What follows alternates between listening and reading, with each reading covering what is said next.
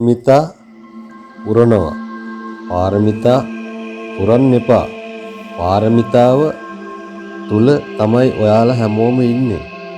ඒක අපිරිසිදු වෙලා තියෙන්නේ ඕගොල්ලන්ගෙම ක්‍රියාවන් නිසා. ඕගොල්ලෝ ශක්ති ප්‍රභේදයක් විතරයි.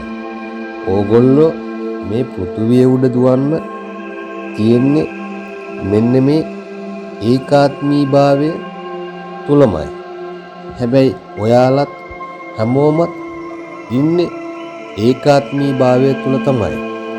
ඒ කියන්නේ පාරිශුද්ධත්වය තුල තමයි. නිදහසේම තමයි. සතුටෙන්ම තමයි.